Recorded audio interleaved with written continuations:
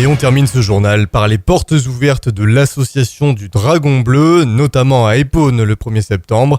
Basée à Verneuil, l'école propose plusieurs arts martiaux comme le Kung Fu ou le Tai Chi Chuan, comme le détaille Frédéric Pinlet, président et professeur principal du Dragon Bleu. Ça a commencé par un cours de Kung Fu traditionnel et progressivement on a ouvert des sections pour les enfants, on a ouvert des sections de Tai Chi Chuan également qui font partie des arts martiaux chinois. Ce ne sont pas des loisirs, ce ne sont pas des sports, ce sont des activités corporelles d'éducation physique. Ces éducations physiques sont destinées à renforcer le corps, à former les enfants au travail, à la discipline, au respect des valeurs. Ensuite, quand ils sont adolescents, jeunes adultes, à apprendre à travailler sans se blesser. C'est bête à dire, mais c'est très important. Si on se blesse, on ne peut plus travailler et en Chine, on meurt. Donc, c'est un détail. Ensuite, quand on prend de l'âge et qu'on a une activité professionnelle, surtout en Occident, c'est un moyen extraordinaire de conserver la forme. De ne pas prendre de poids, de ne pas perdre sa souplesse, de rester vigoureux. Donc, dans la vie de tous les jours, c'est très, très important. Et puis, arriver à un âge plus important, en Chine, on n'a pas décidé de baisser les bras pour autant. D'abord, en Chine, on travaille jusqu'à pas d'âge. Mais en Occident, on a envie de garder la forme pour pouvoir partir en vacances et se promener, visiter des temples, monter des escaliers ou jouer avec ses enfants ou ses petits-enfants sur la plage sans avoir mal au dos.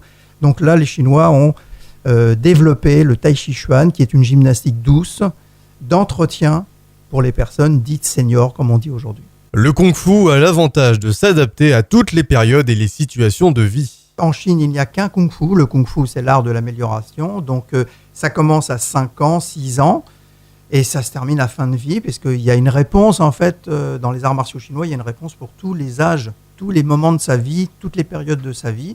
Et toutes les situations, hein. Même quelqu'un qui fait du kung-fu, qui va par exemple se blesser à l'entraînement ou se blesser dans son travail, pourra passer au Tai Chi Chuan pendant 6 mois pour se restructurer et ensuite revenir au kung-fu, aux arts plus rapides. Le kung-fu, c'est très rapide, c'est ce que vous voyez au cinéma. C'est la boxe chinoise, c'est les cascades, c'est les sauts, c'est le combat à coups portés avec les pieds et poings, toutes les techniques de combat. Donc on a une équipe de jeunes qui est formidable dans l'école, qui part en compétition, qui revient avec des médailles de France en national et même en international, puisqu'ils ont ramené 4 médailles, dont 3 en or de Las Vegas récemment.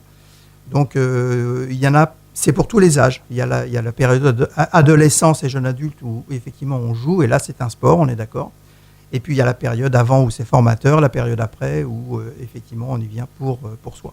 En Chine, il y a vraiment une grosse différence entre le travail dit externe et le travail dit interne. C'est-à-dire que l'externe, c'est là où l'énergie est exprimée, visible par tous. Et puis vous avez ces Chinois sans âge qui font des mouvements très lents dans les parcs. On a tous vu ça en Chine. Et ça, ce sont les arts dits internes, en fait, où on travaille pour soi à l'intérieur, avec la respiration.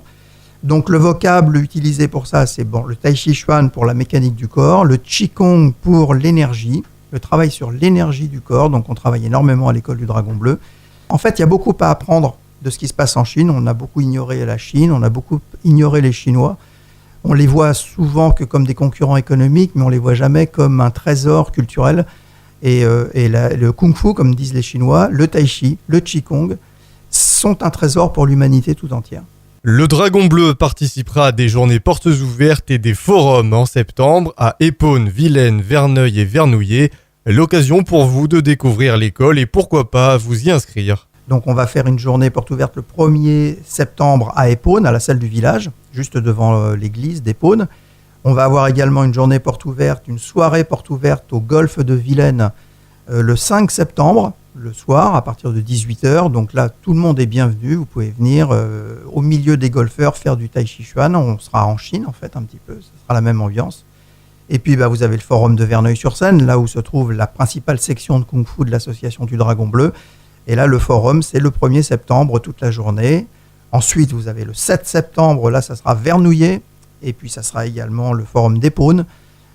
Donc, tous ces événements-là, il y aura des démonstrations. Il va y avoir la possibilité de rencontrer le professeur, les instructeurs, pour pouvoir parler, voir quelle discipline chinoise on va pouvoir pratiquer cette année.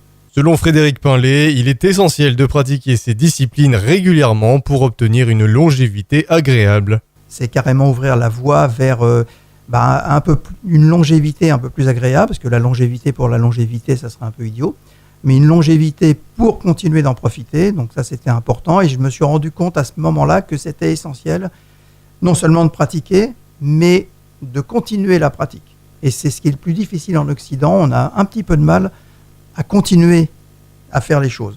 Donc la notion de répéter les choses, continuer, être opiniâtre, revenir toujours, qu'il pleuve ou qu'il vente dans son cours, donne en fait accès à une autre manière de vivre. Et pour moi, ça a été fondamental. Et ensuite, le désir de le transmettre, de se dire, j'ai trouvé un trésor, maintenant qu'est-ce que je fais de ce trésor ? Et c'était d'ouvrir une école, et c'est ce qui s'est passé à Verneuil en 97. C'est la fin de cette édition. Merci à tous de nous avoir suivis. Très bonne journée à l'écoute des programmes de BPM. Retrouvez le journal d'information locale du Mantois sur bpmlaradio.com.